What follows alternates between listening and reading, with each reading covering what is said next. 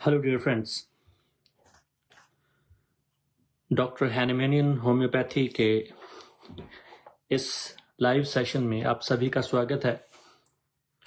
और मैं आपके साथ सबसे पहले काली का जो ये सीरीज हम कर रहे हैं, इससे पहले मैं आपके साथ एक इन्फॉर्मेशन शेयर जरूर कर दूंगा कि 26 अक्टूबर को हम एक सेशन रखने वाले हैं और वो सेशन होगा सिफलाइनम पर, क्योंकि हमारी जो इन्फॉर्मेशन है रिगार्डिंग नो सोर्स, क्योंकि हम प्लांट्स रेमेडी और मिनरल रेमेडीज और अदर रेमेडीज को बहुत ज़्यादा स्टडी करते हैं, मगर इन्फॉर्मेशन जो नो सोर्स पर है वो बहुत लिमिटेड होने के कारण सिफलाइनम को हम डिस्कस करेंगे। We discuss it from more than 10 और 12 बुक्स, और जितने भी ओरिजिनल वर्कर्स हैं, जिन्होंने ओरिजिनल प्रैक्टिशनर हैं, जिन्होंने प्रैक्टिकली इसको डेमोस्ट्रेट किया है, I am not talking about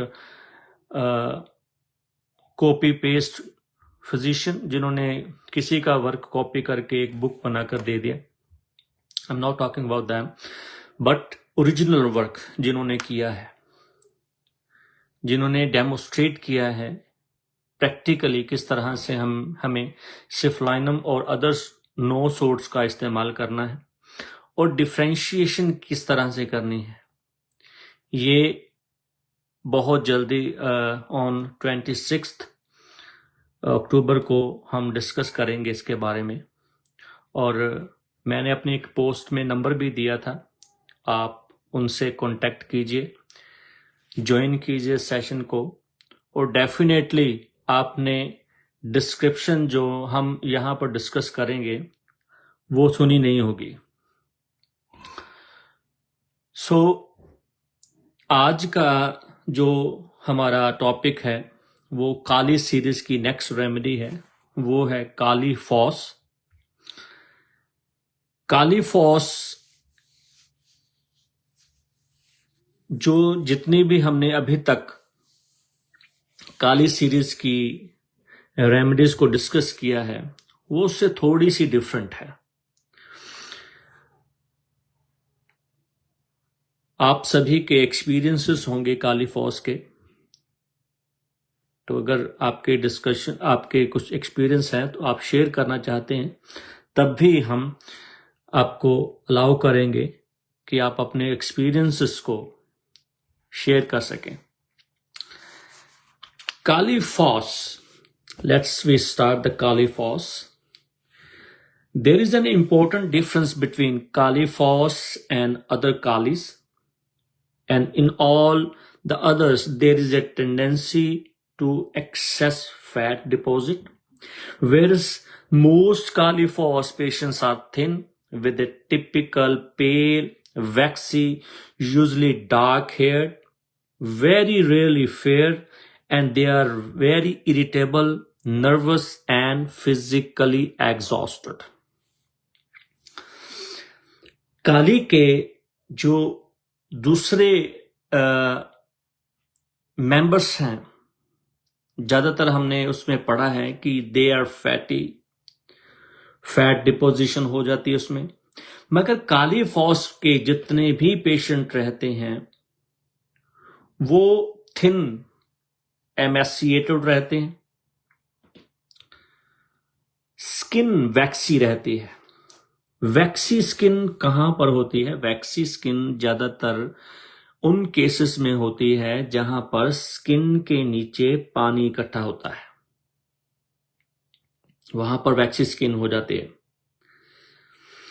usually dark hair, बहुत कम उनके हेयर्स होंगे जो ब्लैंड होंगे, and they are very irritable, nervous and physically exhausted. ये जो सिम्टम हमने डिस्कस किया है ये सारी काली सीरीज का मूल आधार है। इरिटेशन, नर्वस और इजली एग्जॉस्टेड। बहुत जल्दी थक जाते हैं. Most of them are usually walk with a slight stoop. इस तरह से चलते हैं. And their movements are uncertain, क्योंकि वीकनेस बहुत है.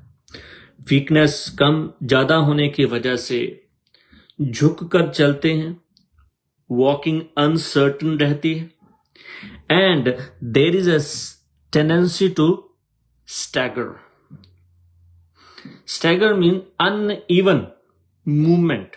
जैसे किसी ने शराब पी हो, शराब पीने के बाद जिस तरह से वो चलता है, दिस इज कॉल्ड स्टैगरिंग. तो एक पर्सन जो यूजली सिक है, एक बीमारी से पीड़ित है, वो एक टाइम के बाद इस स्थिति में पहुंच जाता है कि उसके अंदर एक्सट्रीम वीकनेस पैदा होती है, जिसके कारण वो चल भी नहीं पाता. इस तरह की स्थिति में, and sometimes this is due to giddiness and more often it is due to the actual weakness of their limb.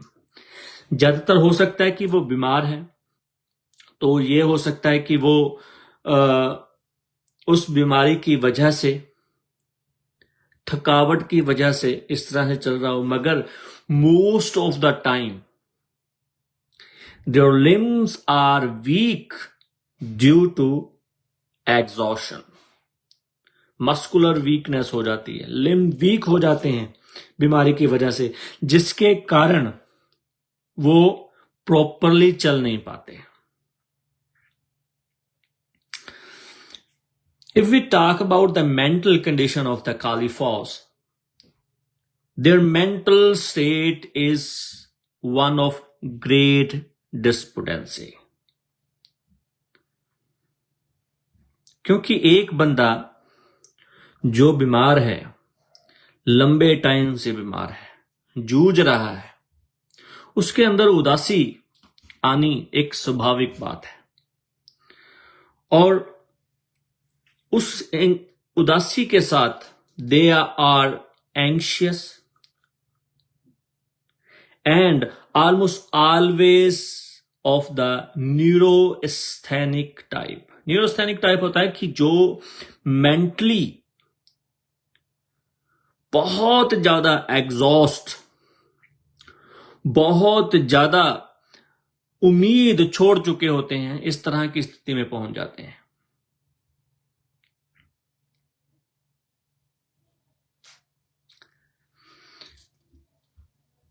In Kali Force, patients, the irritability is the irritability of weakness and a conscious inability to cope with their situation. पहले हमने देखा था कि काली बाई, काली का और काली ब्रह्म में patient को जब किसी चीज से पेशेंट इरिटेट होता था, तो वो एक ऐसी स्थिति में पहुंच जाता था कि जहां पर वो अपने लिए भी खड़ा नहीं हो सकता, अपने राइट्स के लिए भी खड़ा नहीं हो सकता, रोने लग जाता है. तो यहां पर भी उसी तरह की स्थिति है. इन काली फॉस, उस काली फॉस में जो इरिटेबिलिटी है, वो इरिटेबिलिटी का जो मेन रीजन है वो है उसकी वीकनेस, कमजोरी, exhaustion and a conscious inability to cope with the situation. उसे पता है कि मैं अब इस स्थिति से, मैं इस कंडीशन से जीत नहीं सकता, वो उससे रूबरू नहीं हो सकता, वो उससे कॉप नहीं कर सकता, वो उससे लड़ नहीं सकता. And in the state of irritability, they usually break down. This is the main key of Kali, कि ये काली सीरीज के जितने भी मेंबर हैं, वो अपनी सिचुएशन से लड़ नहीं सकते। इरिटेबिलिटी है जरूर, मगर वो इरिटेबिलिटी उनकी वीकनेस की वजह से, उनकी कमजोरी की वजह से है। क्यों? क्योंकि वो इस कदर निढाल हो चुके हैं कि अब उनमें वो जान नहीं रह गई कि वो अपनी कंडीशन से, अपने हालातों से लड़ सकें। In this state of irritability, they usually break down, weep, and become exhausted, and then develop tremor, fear, and feel that they will lose control and scream. इस लेवल तक चले जाते हैं, इस लेवल तक पहुंच जाते हैं कि रोना शुरू हो जाता है। क्यों? बेसहारा, बेबस, अब मैं कुछ नहीं कर सकता। और ये सारी चीजें उनमें एक डर पैदा करती है। डर क्या है? कि कहीं मेरे हाथ से जो बची कुची चीज है वो भी ना निकल जाए। इसलिए काली सीरीज में मोस्ट ऑफ द टाइम वो अपने उन हालातों को पकड़े रहना चाहते हैं। और कुछ ऑथर्स ने इसको कहा कि दे आर एडमेंट, वो बदलाव नहीं चाहते या कुछ चेंजेस नहीं चाहते। नहीं, वो एक्चुअली में बेबस हो चुके हैं कि अब वो उन चीजों को फेस ही नहीं कर पाते। They want someone to hold them, वो चाहते हैं कि उनको, उनके पास कोई रहे, उनका साथ कोई दे। And either to save their reason, इसलिए क्योंकि वो इस हालातों तक पहुंच चुके हैं कि अब वो उस कंडीशन से कॉप अप नहीं कर सकते, अब वो कंडीशन से लड़ नहीं सकते। अगर लड़ नहीं सकते, जब हम लड़ नहीं सकते तो हम किसी ऐसे बंदे से उम्मीद जरूर रखते हैं कि जो हमारे साथ खड़ा होकर हमारा साथ दे। एंड और to help them to keep control of themselves, या उनको थोड़ी थोड़ी बूस्ट अप करता रहे, नहीं कि कोई बात नहीं हो जाएगा। There are various other mental characteristic, वो क्या हैं? They are always shy, nervous to meet either friends और stranger, and are particularly nervous of going away from home. Kali phos का जो बंदा है, शर्माता बहुत है, नर्वस है किसी भी मीटिंग में, किसी भी क्राउड में जाने से, एंड पर्टिकुलरली वो घर से बाहर जाना पसंद नहीं करता। This is called home sickness. घर एक उसके लिए एक ऐसा एनवायरनमेंट है जिसके अंदर वो सेफ फील करता है। उसको लगता है कि अगर मुझे कोई प्रॉब्लम आएगी तो मेरे घर वाले मुझे जरूर पकड़ लेंगे, सपोर्ट करेंगे, मेरी हेल्प करेंगे। मगर अगर बाहर जाएगा तो बाहर वो शाइनेस और नर्वसनेस की वजह से दूसरे लोगों से मिल नहीं पाता। ये होम सिकनेस है। और होम सिकनेस को पेशेंट यूजुअली हम समझते कैसे हैं कि डॉक्टर साहब, जब मैं बाहर जाता हूं तो मेरा दिल नहीं लगता और मेरा दिल करता है कि मुझे घर की याद आती है, या मैं चाहता हूं कि मैं घर चला जाऊं। This is called home sickness. और होम सिकनेस में काली फॉस इसलिए बाहर नहीं जाती क्योंकि उसका जो शर्माकल बिहेवियर है, उसकी जो नर्वसनेस है दूसरे लोगों से मिलने के लिए, उसको घर पे रहने के लिए प्रेरित करती है कि बाहर जाओ ही ना, दूसरों से मिलो ही ना, अच्छी बात है। But it is actually A fear of strange surrounding. अब ये काली फॉस घर पे रहता क्यों है? क्योंकि उसके अंदर वो डर है कि वो स्ट्रेंज लोगों से, स्ट्रेंज सिचुएशन से, स्ट्रेंज एनवायरनमेंट से, स्ट्रेंज वेदर से कोप अप नहीं कर पाता।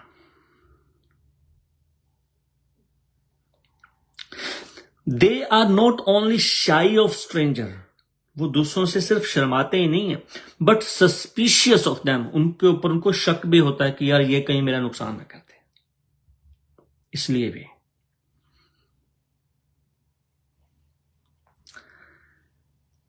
Another symptom of quietly frequently found in Kali Force, and this is also occur in provers too, that is fear of open space, agoraphobia.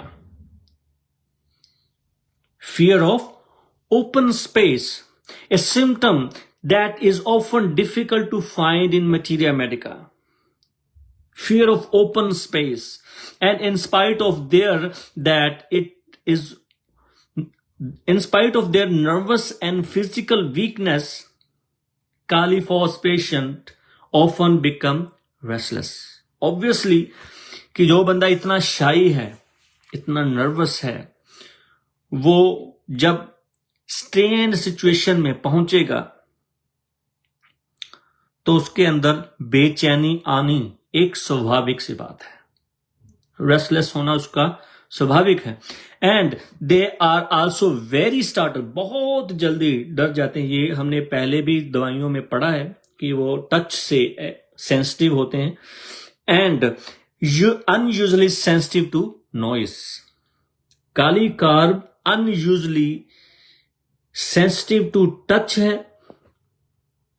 Kali phos unusually sensitive to noise है। Another characteristic जो बहुत बहुत important है in this case, in spite of their apparent weakness, उनके अंदर इतनी ज्यादा weakness है, कमजोरी है, फियर है, एग्जॉशन है, मगर क्यूरियस ऑब्स्टिनेसी कैरेक्टराइज्ड है। उनके साथ एक जिद्दीपना भी उनके साथ रहता है। क्यों? क्योंकि अगर बाहर नहीं जाना तो नहीं जाना, दूसरों से नहीं मिलना तो नहीं मिलना। हट, एक जिद्दीपन उनके साथ रहता है। एंड दिस इज स्पेशली, और ये कब देखा जाता है, this is specially noticeable when advise them to take a course of action which will benefit their health. जब उनको कहा जाता है कि नहीं आपने ये चीजें खानी है, नहीं आपने ये सैर करनी है, आपने ये चीजें नहीं खानी, इनको जो खाना है ये उसी की तरफ ज्यादा आकर्षित होते हैं। तब ये चीजें आपको देखने को मिलेंगी। With their extreme lassitude and tiredness there is a definite dislike of life. जब एक बंदा इस कदर तक, इस लेवल तक एग्जॉस्ट हो चुका है, इस लेवल तक वो कमजोरी फील करता है, इस लेवल तक वो नर्वस फील करता है, शाइनेस फील करता है, बाहर नहीं जाना चाहता, घर पे ही रहना चाहता है, तो उसके अंदर लाइफ के अगेंस्ट डिसलाइक पैदा होता है। मगर they are depressed yet they have a fear of death. Depression जरूर है, एग्जॉशन जरूर है, मगर फिर भी मौत से डरते हैं। And are never the type of people who commit suicide. और ये उस कैटेगरी के बंदे नहीं हैं जो सुसाइड कमेंट कर रहे, जैसे कि ऑरा मेटालिकम होता है, सुसाइड करने के लिए प्रेरित रहता है,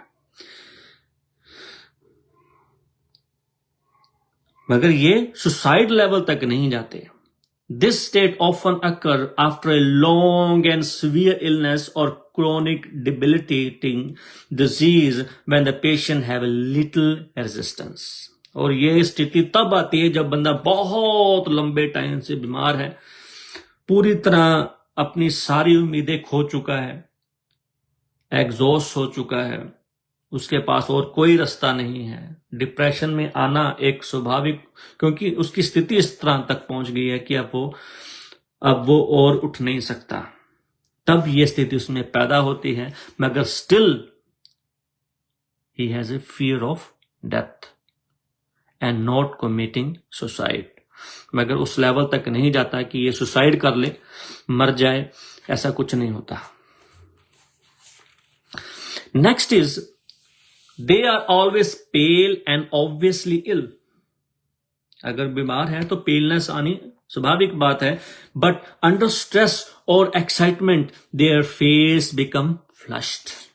देखिए दो चीजें अब साथ साथ चल रही हैं।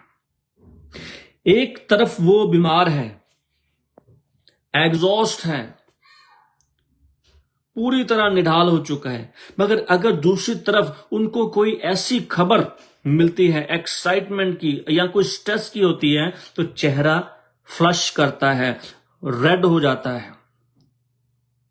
जैसे कि किसी का आपने देखा होगा ब्लड प्रेशर बढ़ा हो तो चेहरा किस तरह से लाल होता है, इस तरह से चेहरा फ्लश करने लगता है, रेड हो जाता है ड्यूरिंग एक्साइटमेंट और stress. And they are also trouble with flushing after meal. जब खाना खा लेते हैं तब भी उनको ये फील होता है। With that they have a tendency to perspire. उनको परस्पिरेशन होती है, पर्टिकुलरली अबाउट द हेड और फेस, और ज्यादातर ये पसीना सिर पे या फेस पे रहता है। Caliphaus and phosphorus patient all have tendency to flush and get hot. ये दोनों सिम्टम कालीफॉस में भी हैं और फास्फोरस में भी हैं। Yet otherwise there are many difference between them. Associated with weariness of Caliphaus, जो वरीनेस है कालीफॉस की वो डिफरेंट है, मगर यहां पर एक बहुत इंपॉर्टेंट पॉइंट है, आप उसे नोट डाउन जरूर कर लीजिएगा। वो है they have a peculiar pain occurring at the 7th vertebra, cervical vertebra. अगर आप जानना चाहते हैं तो आपकी गर्दन पर एक उभरा हुआ वर्टिब्रा है, और ये उभरा हुआ वर्टिब्रा एक 7th सर्वाइकल वर्टिब्रा है, और इसमें एक पिक्यूलियर पेन है जो सेंटर करता है यहां से लेकर at involving the whole dorsal area of the spine. Pain यहां से शुरू होता है और पूरी बैक तक नीचे तक जाता है। This is the most common complain in kali phos and occur whenever they are tired. और जब भी वो एग्जॉस्ट हो जाते हैं, जब भी वो थक जाते हैं, तो ये पेन फील करते हैं 7th वर्टिब्रा से लेकर नीचे तक। And the characteristic of this pain is the back are. अब इसका जो सबसे इंपॉर्टेंट पार्ट है, अब देखिए हमने क्या किया है, हमने लोकेशन देख ली है, लोकेशन देख लिया और उसकी डायरेक्शन देख ली है। अब उसके बाद इसके अंदर जो इसके कैरेक्टरिस्टिक है वो क्या है, they are worse when lying down और सिटिंग। जब भी वो लेट जाते हैं और बैठते हैं ये प्रॉब्लम बढ़ जाती है। और most of the time the person who has a back pain always relieve by laying down. For example in kali carb the pain compel kali carb to lay down, but not in case of Caliphaus. In Caliphaus, if the patient goes to lay down or sit, their problem will be exhausted. Their problem will be increase in intensity. बढ़ जाएगी वो, worse हो जाएगी. And they feel little better if they move about gently. If they move about gently, and it is associated with the general feeling of weakness in the back. This is concomitant. पहला location 7th vertebra to whole of the dorsal region of vertebra. Second, they are aggravated by sitting and laying down.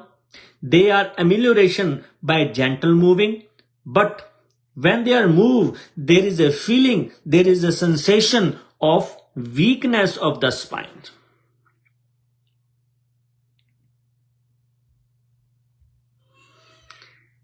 This is a complete symptom.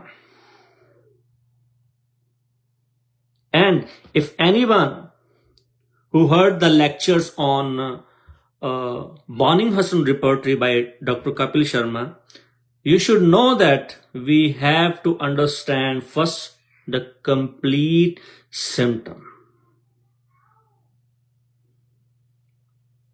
So, next, if we talk about the general reaction of the cauliflowers are extremely chilly. In fact, most of their reactions are aggravated, and they have only few are amelioration at all. Warm weather makes them worse. इसे note down करते जाइएगा. Warm weather make them worse. They are aggravated by food. They are usually worse in morning on rising. और ये काली series में सारी जगह पर मिलेगी कि सुबह उठते ही जब उसका उठने का टाइम है तब उसको एग्रेवेशन है. Worse in the morning on rising. Always worse from real exertion. Exertion may be physical, may be mental. They are extremely exhausted from the exertion, but occasionally slightly better by moving about gently. हल्का हल्का चलने से relief मिलता है. And they are always hypersensitive to noise. Calicard hypersensitive to touch. Cauliflowers hypersensitive to noise. Amelioration by gentle moving. But if they move more than their capacity, then again it is a physical exertion and it will worsen the condition. So as a rule, you should note this point. As a rule, female cauliflower patient have a premenstrual aggravation with definite relief when the period started. Period शुरू होने से पहले females में specially अगर ये pain, back pain, aggravation of these modalities रहती है और ये चीजें जैसे ही पीरियड शुरू होता है तो ठीक हो जाती हैं, you can think about cauliflowers. So they all have an ordinary cauliflower time aggravation early in the morning. सारे cauliflower में रहती है. अब हमें फाइंड आउट कैसे करना है कि काली कार्ब या काली की सीरीज का कोई बंदा हमारे सामने बैठा है. We have to find out the general symptom of kali. exertion, timing, modalities, center of जो इनकी प्रॉब्लम का जो मेन सेंटर है वो, ये दोनों, ये जो कॉमन चीजें हैं वो आएंगी. किसी ने क्वेश्चन पूछा है, Nasir Ahmad, hi sir, please differentiate cauliflowers and CPR. We will discuss it. So they are particularly sensitive to touch. Touch is present in all cauliflower. And any emotional excitement. First, touch aggravate. Any emotional, अभी हमने discuss किया था कि physical और mental exertion aggravate करता है. Leave them trembling and completely exhausted. For instance, any bad और starting news, कोई भी बैड न्यूज आ गई, कोई डरावनी खबर आ गई तो एग्जॉस्ट हो जाते हैं. So they are aggravated by stress of talking to people, especially to several people at once, and yet have a fear of solitude. यहां भी एक्सर्शन है, एक्सर्शन के कारण वो बीमार हो रहे हैं. They have a fear of crowd. क्यों है fear of crowd? क्योंकि they don't want, they are shy and nervous, and that's why they are not ready to meet the strangers. That's why they have a fear of crowd, and in a crowd become tremulous and frightened. डर जाते हैं, कांपने लग जाते हैं. And the main complaint is feeling of general weakness. और ये feel क्या करते हैं? डॉक्टर साहब ऐसा लगता है कि मेरे अंदर रह ही कुछ नहीं गया, इतनी कमजोरी आ जाती है, मैं फेस नहीं कर सकता. डॉक्टर साहब ऐसा लगता है कि जान ही नहीं है टांगों में. डॉक्टर साहब जब मैं स्टेज पे जाता हूं, जब मैं इतने सारे लोग देखता हूं, तो मुझे ऐसा लगता है कि मेरी टांगों में जान ही नहीं है. Kali FOSS.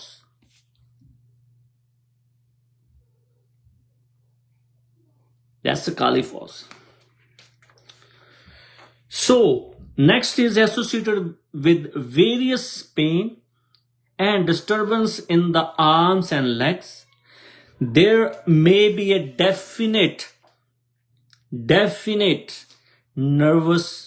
nerve degeneration. और ऐसे लोग जिनमें इस तरह के पेन, इस तरह की जो डिस्टर्बेंस है टांगों में या आर्म्स में रहती है, उनकी नर्व्स की डीजनरेशन हो चुकी है या हो रही है. Patient with multiple sclerosis, note down this condition. The patient with multiple sclerosis may be markedly helped by Kali Foss.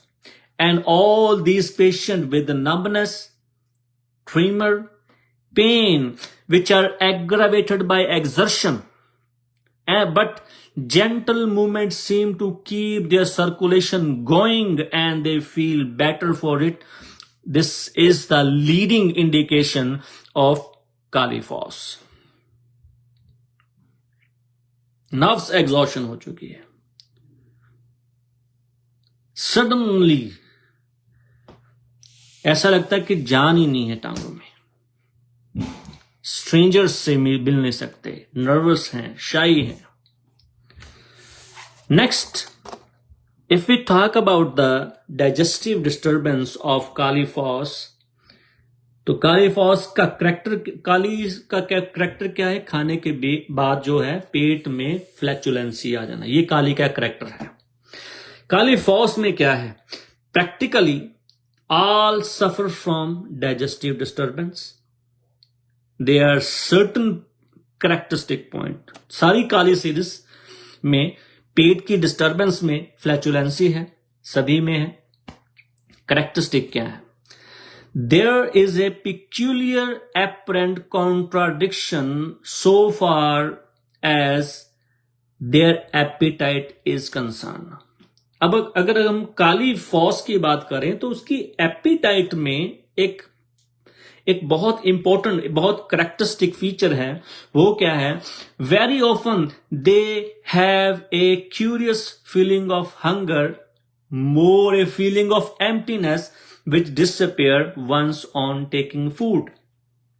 Doctor साहब, और मोस्ट ऑफ द टाइम जो गांव के होते हैं, डॉक्टर साहब खो पड़ती है अंदर. ये शब्द ज्यादातर पंजाब में इस्तेमाल होता है. डॉक्टर साहब खो पड़ती है अंदर, ऐसा लगता है खाली हुआ पड़ा है, और थोड़ा सा भी खाने के बाद सेटिस्फाई हो जाता है. Which disappear once on taking food. इसको नोट डाउन जरूर कीजिएगा, क्योंकि काली फॉस का ये पहचानने का, specially in case of digestion, ये इंपॉर्टेंट है. So they feel satisfied immediately and as if the whole abdomen were distended. थोड़ा सा खा लिया, ऐसा लग जाएगा पूरा का पूरा पेट भर गया, पूरा का पूरा पेट पूरी तरह टाइट हो गया. इस तरह से इसको फीलिंग आती शुरू हो जाती है. Even after a small meal, थोड़ा सा खाने के बाद भी. And kali phos patient are never able to take much. ये ज्यादा नहीं खा पाते, ये ज्यादा नहीं खा पाते. दे हैव बैड फ्लैचुलेंसी, थोड़ा सा खा लिया पेट पूरी तरह से अकड़ जाएगा, इतनी गैस बन जाएगी अंदर। येट, मगर अब इंपॉर्टेंट चीज क्या है इसमें? इंपॉर्टेंट चीज ये है जो इसको दूसरी दवाइयों से अलग करती है, वो ये है कि थोड़े ही मिनट बाद फिर से उसको भूख लगनी शुरू हो जाएगी। भूख लगी, खाना खाया, थोड़ा सा खाया, पूरा का पूरा एब्डोमेन एग्जॉस्ट, पूरा का पूरा एब्डोमेन भर गया, मगर थोड़े टाइम बाद फिर कहेगा कि मुझे खाना है। Yet within a few minute after eating they again have a feeling of hunger, फिर भूख लगेगी। And they are the characteristic nervous dyspeptic who are always nibbling, और ऐसे लोग जो टाइम टू टाइम थोड़ा थोड़ा खाते रहते हैं। So practically they dislike breads, रोटी वगैरह नहीं खाना चाहते। And so most resort to sweet biscuits and to chocolate, और क्या रखते हैं पास में, एक बिस्किट का पैकेट या चॉकलेट रखते हैं। जब भी भूख लगी, आपने देखा होगा कि थोड़ा सा खा लिया, डॉक्टर साहब मुझे भूख लगती है तो मैं अपने पास ही रखता हूं, ये थोड़ा सा खा लेता हूं, मैं ठीक हो जाता हूं। They often waken at 5 o'clock with an acute growing hunger pain and eat biscuits in order to relieve it. Doctor साहब सुबह सुबह जब कोई नहीं उठा होता तो मेरे पास बिस्किट होते हैं, मुझे जब भी भूख लगती है मैं थोड़ा सा खा लेता हूं, मैं ठीक होता हूं, वो ठीक हो जाती है। They suffer from flatulency which is very difficult to move and give rise to colic, क्योंकि ज्यादा खाएंगे तो फ्लैचुलेंसी बढ़ जाएगी और पेट में दर्द होगा। Some Califos patients have longer periods between the taking the food and beginning of discomfort, कुछ कालीफॉस के पेशेंट में अब खा लिया थोड़ी टाइम बाद ये डिस्कम्फर्ट फील होता है, और कईयों में इमीडिएटली होना शुरू हो जाता है। And they suffer from definite hunger pain, मगर उनमें ये हंगर पेन 100% मिलेगी, but not as a rule from the actual abdominal ulcer. जो ड्यूडेनल अल्सर होते हैं उनमें क्या होता है कि उनमें भी ये सेम पेन रहता है, सेम करेक्टर रहता है, मगर कालीफॉस में एक्चुअल अल्सरेटिव पेन का जो हंगर है वो नहीं होती, क्योंकि इसमें ये जो डिस्कम्फर्ट है, ये जो हंगर पेन है वो नर्वस डिस्पेप्टिक है, not an actual ulceration. They do not have the immediate relief from food found in typical duodenal ulcer. Duodenal ulcer में तो साथ के साथ अगर खाओगे तो साथ के साथ ही उसको रिलीफ मिल जाता है, मगर कालीफॉस में ऐसा नहीं होता। And it is nervous dyspepsia, not a true duodenal ulcer. ये एक nervous dyspeptic condition है. This is not an actual duodenal ulceration pain. With a digestive disturbance, they have an unhealthy mouth with inflamed and tender gums which tend to bleed easily. And if we talk about the tongue of the Califos patient, particularly in their digestive trouble, is flabby and have a suggestive mustard color coating. और mustard color, yellow, पीला तरह का उसके जीभ पर आप coating देखेंगे, specially in case of kali phos. अगर हम लाइकिंग और डिसलाइकिंग पर जाएं, specially kali phos, so kali phos likes and dislike, kali phos is definitely craving for ice cold water, ठंडा आइस कोल्ड वाटर इसको चाहिए। And this is a peculiarity as they often complain of feeling of coldness in abdomen. और देखिए, एक तरफ उनको feeling होता है कि उसके एब्डोमेन में ऐसा लगता है कि कोल्ड फीलिंग है एब्डोमेन में, मगर दूसरी तरफ ये चाहता क्या है, इसकी लाइकिंग क्या है, आइसी कोल्ड वाटर। इसको नोट डाउन कर लीजिए, दिस इज ए पिक्युलैरिटीज, ये बहुत बहुत बहुत इंपॉर्टेंट है इन case of Kali phos. So like all the Kali salt, They have a great liking of sweet things. सभी जैसे जितने भी काली ग्रुप हैं सभी को स्वीट लाइक करते हैं वो. And like the most kali salt, they like sour thing, खट्टी चीजें. Sometimes they are craving for vinegar. And in tired out woman with backache who likes vinegar, the first two remedies, अगर ऐसी कोई भी lady, doctor Nasir आपके सवाल का अभी आंसर आपको मिलेगा. If any lady she is tired out, having a back pain, having a craving of vinegar, we have two remedies. First is Sepia and second is Califos. Both are chilly. Both are tired and excitable. Both are pale and both better for motion.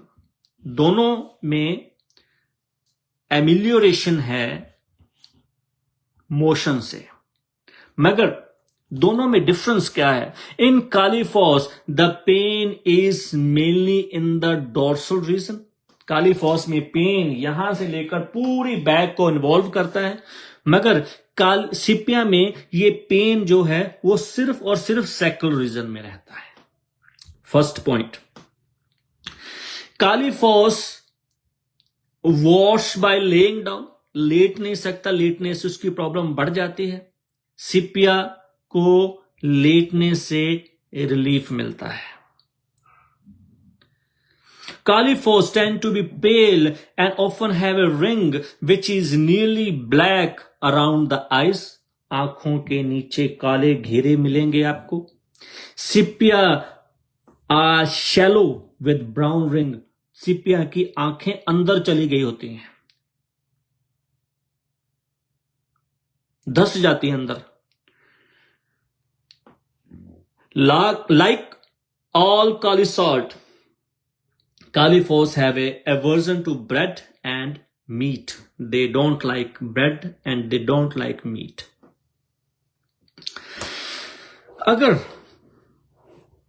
we talk about the nervous disability patient who suffer from headache. If we talk practically all these nervous debilitated patients suffer from headache, सिर दर्द की problem रहती है, particularly those requiring Califos. And another type of patient who develop headaches in which there is a definite indication of Califos are the students. Which kind of students? Who has been doing intensive study, like medical students, engineering student, UPSC students, who work day and night. They have a headache. The headache comes during at night. It is very acute on waking on the morning and often slightly better after getting up and moving about, and an increase again in the evening. And the headache is generally worse from cold and greatly aggravated by noise. The pain is intensive and seem to involve the whole head. पूरा का पूरा sir भर जाता है, थक जाता है.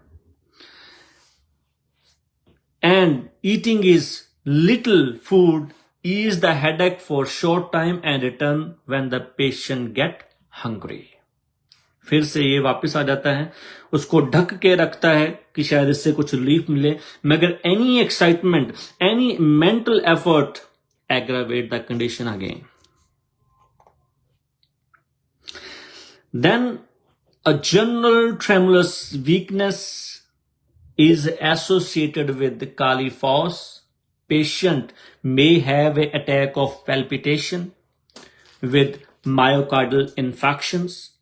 In these attacks, they complain that after the acute radiating pain has subsided, जब वो पेन रुक जाता है, there is a sensation in the persistence in area of pain. देखिए बड़ा इंपॉर्टेंट, बहुत करेक्टरिस्टिक पिक्यूलियर सिम्टम है ये कि उसको पेन हुआ चेस्ट में, हार्ट इन्वॉल्व हो गया, जहां जहां पेन था इस तरफ गया, उसके बाद जब वो पेन रुक गया तो उसको ये फील होता है कि ये सारा का सारा जो पार्ट था जहां पेन हो रहा था वो सुन्न हो गया है, नंबनेस आ गई है.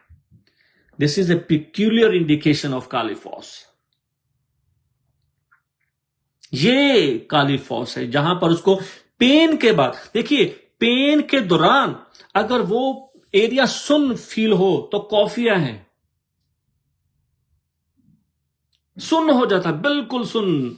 बट पेन होने के बाद जब पेन बंद हो गया, पेन चला गया, उसके बाद उसको अगर ये नमनेस की फीलिंग रहती है तो कालीफॉस है.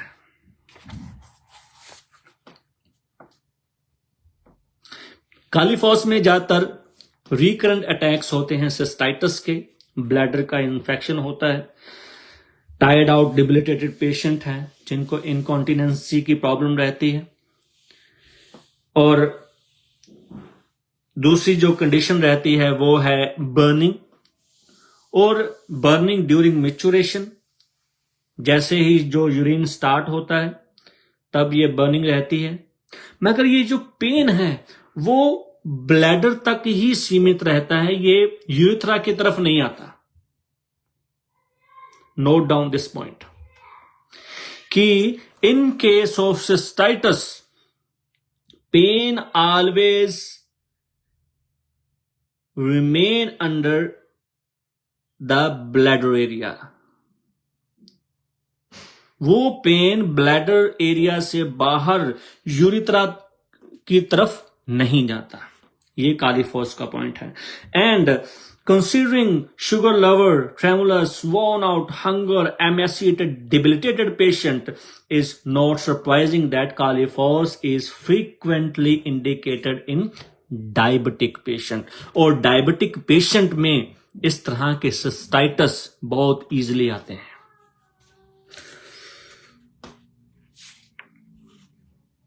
So this is Kali phos.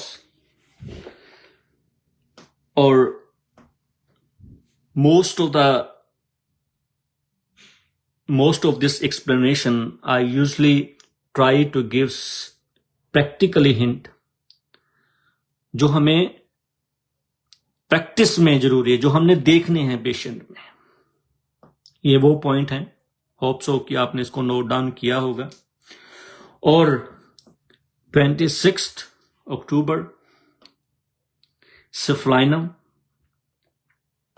This is the most important session for every practical homeopath जिन्होंने प्रैक्टिस में नो सोर्ट्स का इस्तेमाल, क्योंकि नो सोर्ट्स के बिना होम्योपैथी में कई बार बहुत जो ऐसे केस जो अड़ जाते हैं उसको निकालने के लिए नो सोर्ट्स की जरूरत पड़ती है. और नो सोर्ट की इंफॉर्मेशन बहुत कम है हमारे पास. और I have lots of books जिसमें बहुत यूनिक, डिफरेंट, बिल्कुल उनकी एक्सप्लेनेशन बिल्कुल डिफरेंट है. और ये सोचना बिल्कुल अलग होगा कि इस तरह की भी कंडीशन सिफलाइनम में मिल सकती है. तो मैंने एक ट्राई किया है कि मैं आपके साथ वो सेशन जरूर डिस्कस करूं और आप उसको सुनिए. Definitely it will be A life changing movement. Practically I am not talking about the theoretical point of view, this is totally a practical session. जिन्होंने ओरिजिनल वर्क किया है इसके ऊपर वो डिस्कस करेंगे 28 को. और काली सीरीज की सिर्फ एक रेमेडी रह गई है, काली सल्फ. वो हम नेक्स्ट सेशन कोशिश करेंगे कि जैसे ही टाइम लगता है हम वो आपके साथ डिस्कस करें. हाँ, दूसरा, अगर आपको ये अच्छा लगा सेशन, आप इसको शेयर कीजिए, आप इसको सेव कर लीजिए, आप सुनिए इसको बार बार, नोट्स बनाइए ताकि आपकी प्रैक्टिकल लाइफ और बेहतर हो सके।